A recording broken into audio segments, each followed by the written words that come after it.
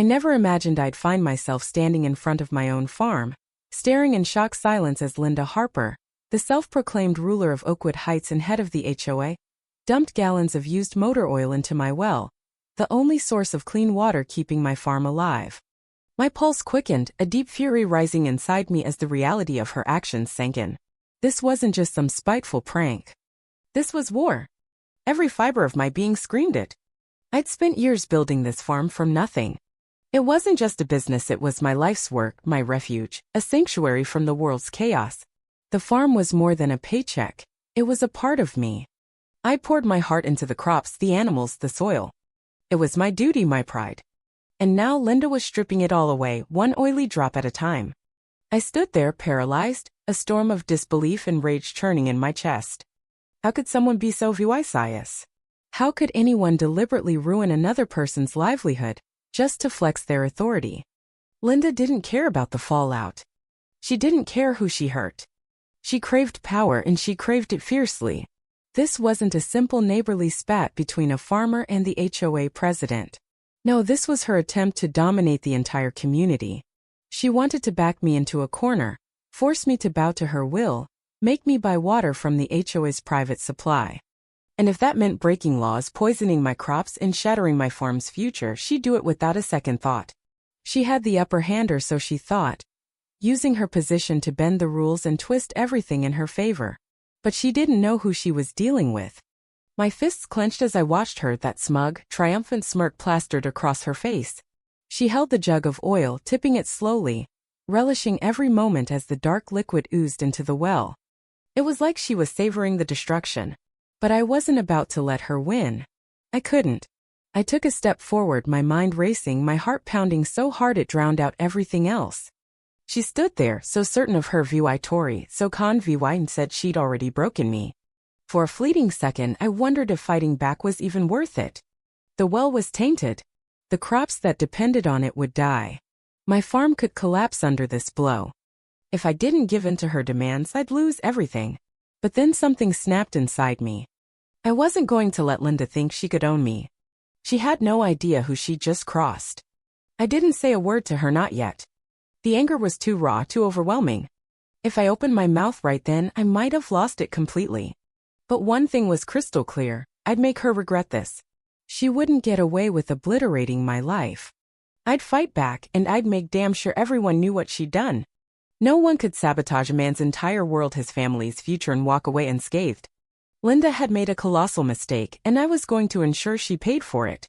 What she saw as a quick power play to force my hand was the spark of a much bigger war. The stakes had skyrocketed, and she had no clue what was coming. As I turned from the well, my mind kicked into overdrive. I had to act fast, think smart. I couldn't let her escape this, but I had to play it right.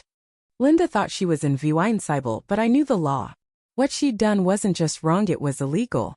I had resources, connections, proof, and I had the will to see this through. The real battle was about to start. The second Linda peeled out of there, leaving a trail of devastation in her wake, I sprang into action. I had no idea how far she'd go to win, but I knew one thing: she'd pay for this. The oil had poisoned the water, and while every instinct screamed to fix it immediately, I forced myself to be strategic. This wasn't just about cleaning a well, it was about tearing down everything she thought she could get away with. I called my lawyer Tom, a close friend who'd handled property disputes before. He knew the local laws inside out and, more importantly, how to take on people like Linda. While I waited for him, I started documenting everything: the time, her car's license plate, the oil jug, the well's condition. Every detail mattered. I snapped photos with my phone, building a case that would hold up anywhere. This wasn't some petty neighborhood tiff anymore. It was personal. When Tom arrived, he didn't waste a second. "How do you want to handle this?" he asked, his voice steady. I laid it all out: Linda showing up, the oil, the smug look on her face as she wrecked my life. He listened, nodding, taking it in. "This is big," he said when I finished. "We can nail her with everything we've got. She's going to regret messing with you." Relief hit me hard. Linda had screwed up, and now I had someone in my corner ready to make her pay. First step: test the water. We needed hard proof of the contamination. I called a local water expert I trusted, and he promised to be there fast. While I waited, I turned my focus to the HOA. Linda would already be spinning her story, covering her tracks. But I had the truth, and that was something she couldn't bury. The test results came back the next day, and they were worse than I'd feared. The well wasn't just dirty, it was toxic. Oil and chemicals had seeped in, making the water unusable, dangerous even. This wasn't a quick fix, it was a disaster. Rage burned cold inside me as I read the report. Linda had knowingly trashed my livelihood, and now it was time for her to face the music. Tom and I met again to plan our next move. A lawsuit was the obvious play, but we had to be careful. Linda had connections, and the HOA had deep pockets. They'd fight dirty, try to flip the narrative. But I wasn't scared of her anymore. I had EVY Denke, and that was something she couldn't dodge. We sent a letter to the HOA board, laying out the damage and demanding compensation, plus an apology for letting Linda run wild. We made it clear if they didn't act, we'd sue. Things moved fast after that. The board, blindsided, called an emergency meeting. Linda, ever the manipulator, tried to play the victim, claiming it was all a misunderstanding. But the proof was too strong. Tom had already tipped off the authorities, and they were digging into her actions. The pressure started piling up, and the board began to waver. Then came the game changer. Mrs. Ellis, a quiet neighbor, stepped up. She'd overheard Linda bragging to an HOA crony about getting rid of the farm. She'd been too scared to talk before, but now she was ready. Her story confirmed Linda's intent, months of plotting to force me into buying HOA water. It was premeditated, and she'd abused her power to pull it off. With the EVY Denke stacking up, I felt justice creeping closer. Linda thought she could crush me, but she'd misjudged me and the community. The legal storm she'd unleashed was just starting, and she'd come to rue the day she crossed me. The fight wasn't over, but I was damn sure I'd finish it. She'd pay for every drop of that oil. The days after were a whirlwind of tension and progress. Linda's smug mask was slipping. I could see it in her jittery eyes at board meetings. Her perfect image was cracking, and I savored it. But I couldn't let that distract me. My crops were dying without clean water, the plants I'd nurtured were wilting. The oil had soaked into the soil, poisoning everything. It gutted me to watch my dream unravel, but I channeled that pain into focus. The legal war with Linda was heating up, and I had to stay sharp. As Tom and I dug deeper, we uncovered more of Linda's dirty tricks. She'd been bullying the whole neighborhood, fining people over nothing, terrorizing anyone who didn't fit her vision. The more we learned, the sicker it made me. She wasn't just my problem, she was a cancer in Oakwood Heights. Neighbors started speaking up, sharing their own run-ins with her. The board, once her loyal puppets, began to turn. Some saw the truth, others just wanted out of the mess. Linda was cornered, and desperate people slip up.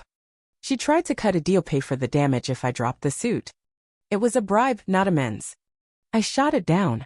She'd face the consequences, not buy her way out. Then we hit gold. Emails between Linda and her cronies plotting to jack up water fees for anyone not buying from the HOA. The oil in my well?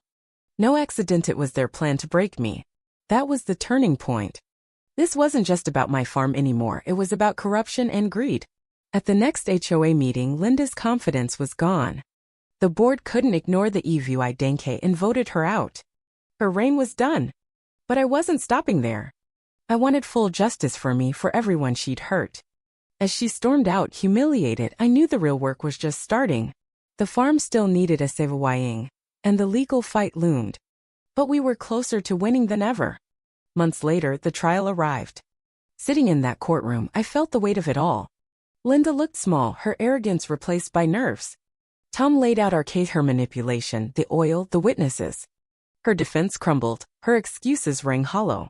The jury saw through her.